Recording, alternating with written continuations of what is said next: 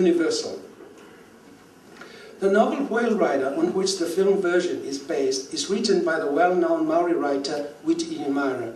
The screenplay adaptation and direction, however, is by Niki Caro, a Pākehā, or white New Zealander, who worked closely with Inimaira and the Whangara community in the development of the script.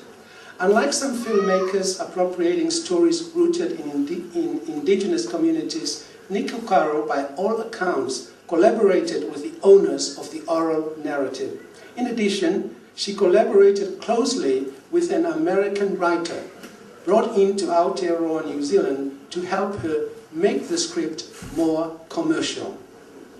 The result of this collaboration is a screenplay that adheres to the proven three-act structure of most Hollywood films to tell a modern Maori story rooted in ancient oral tradition for broad international appeal. If this film were to be judged according to all the awards it has won and all the rave reviews it has received around the world, this kind of collaboration is a model to be emulated by all filmmakers mining ancient oral narratives for contemporary cinema.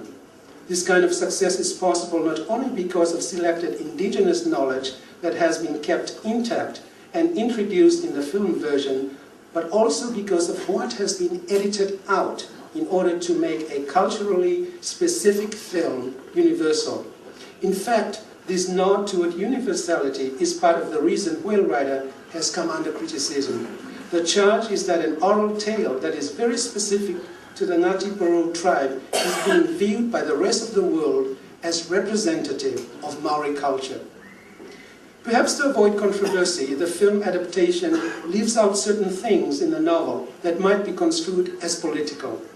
In the novel, the nuclear testing on Ruaroa Atoll in French Polynesia has disoriented the whales' sonar, causing them to lose their way in the Pacific Ocean.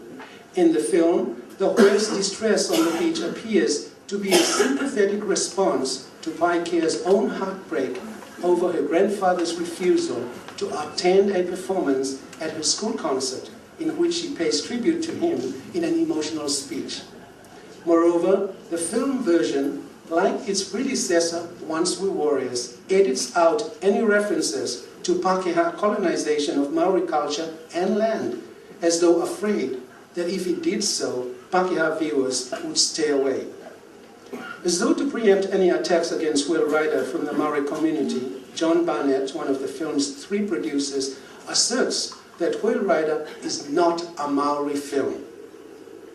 You can check this out by watching the special features on the DVD. But by this he means that the film Whale Rider does not belong to the Maori community, but to the world. And by extension, if it belongs to the world, then it follows that the film should be more concerned with the universal, as opposed to local, meaning Maori, aspirations and realities. In the DVD special features section, Niki Caro illustrates John Barnett's point when she explains her decision to edit out a specific scene from the film. The viewer is shown a scene of Paikea's grandfather Koro digging with his own son Hororangi to install a septic tank near his home.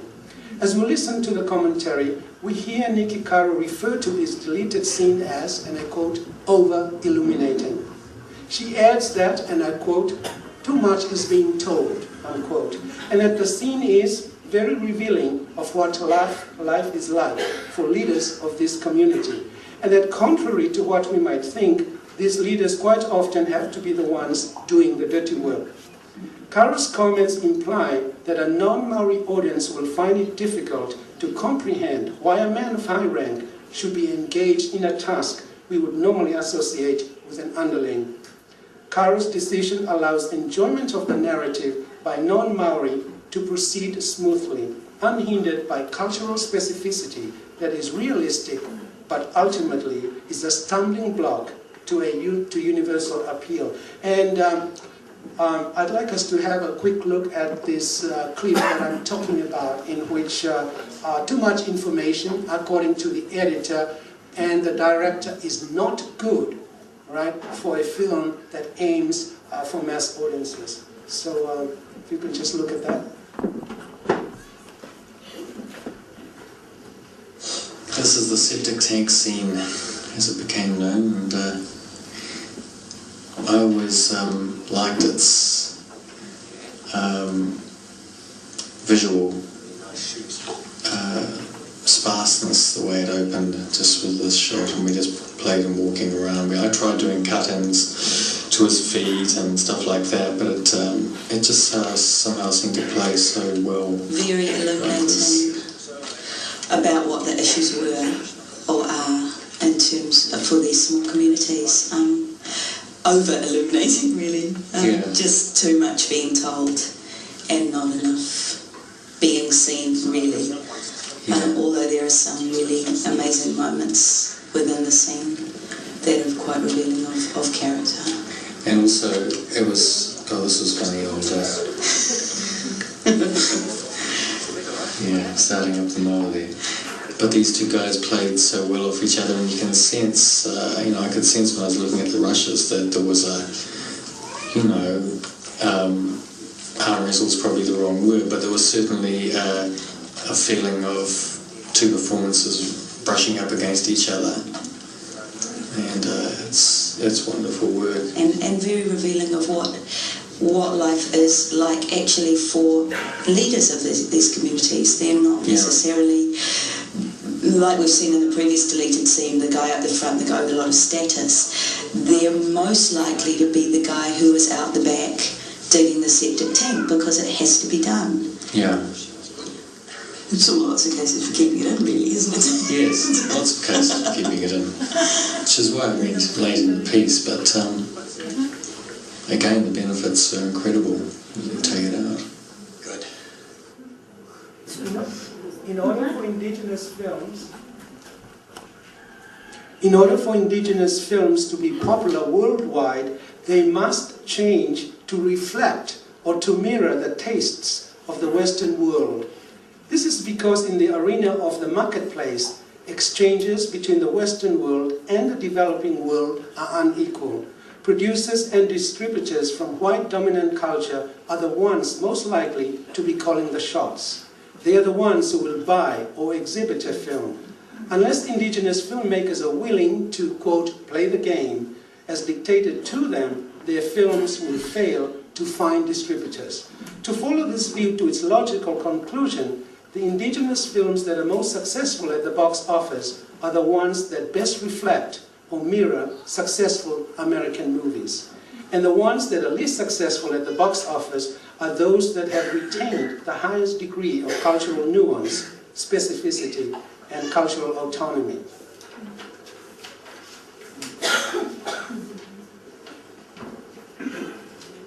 I'm getting there. Two other features, Number 2 and Sione's Wedding, I'm leaving out a lot here, are two recent examples of indigenous films that have also encountered translation challenges. Number 2, retitled Naming Number 2 in the United States. This is really because in Number 2, when you say Number 2 in the United States, you're referring to a bathroom activity. So it had to be changed to Naming Number 2, so there's no confusion. So the title is a reference to a bathroom activity in the United States, but it is about a Fijian matriarch living in urban Auckland who wakes up one morning and decides it is time to hold a big Fijian feast at which she will name the successor. In this translation of Fijian experience in urban Auckland for a global audience, the producers chose to have an African-American, quite a famous actress by the name of Ruby Dee, play the Fijian matriarch, with Polynesian, mainly Maori and Samoan actors as their children and grandchildren. And I saw this same film several times, different festivals in the United States, and one of the things that I realized is that for most people, they don't know the difference between a Fijian, a Samoan, a Tongan, and they don't really care. Sione's Wedding is a film about 4 young Samoan men with arrested development who wreak havoc at weddings.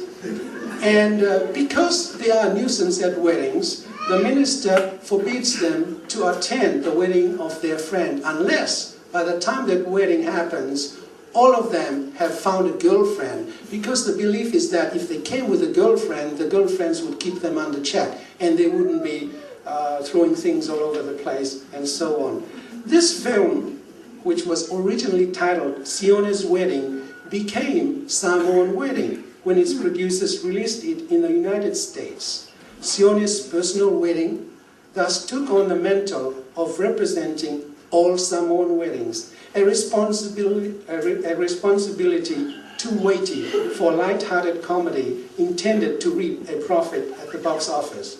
Was this change in title intended to entice filmgoers who had enjoyed previously successful features from other cultures, such as My Big Fat Greek Wedding and Monsoon Wedding?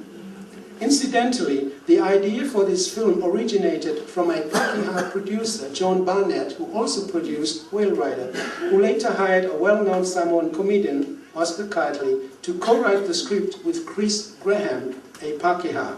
The film made more money at the box office in its first weekend than any other indigenous film in New Zealand until Boy by Taika Waititi that just came out recently. Unfortunately, I don't have time to refer to that. Success at the box office, however, deflects attention from any misrepresentations or distortions of contemporary Samoan culture, whether in the homelands or in urban Auckland. A rebuttal often used to counter charges of inaccuracy leveled at feature films is that the feature is a fictional representation, not a documentary, and the filmmakers are free to take license with reality.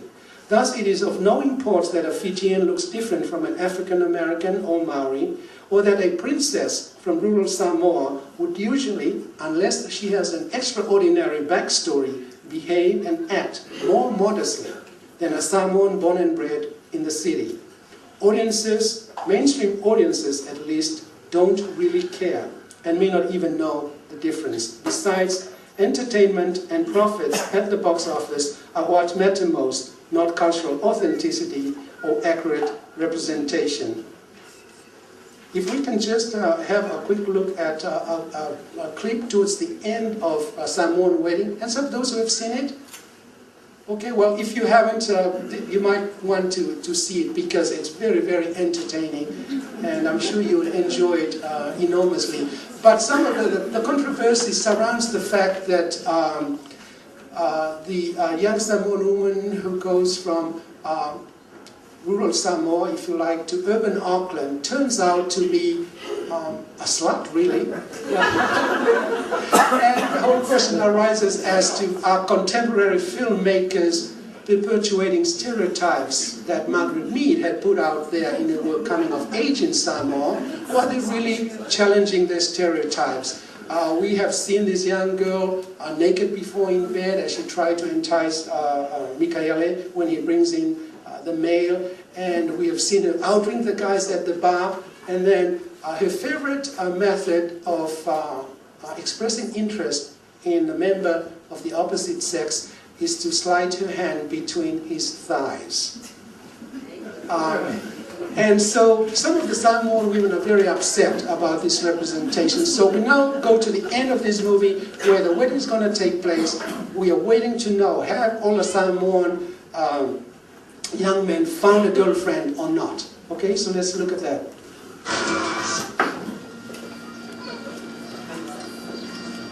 This is the princess.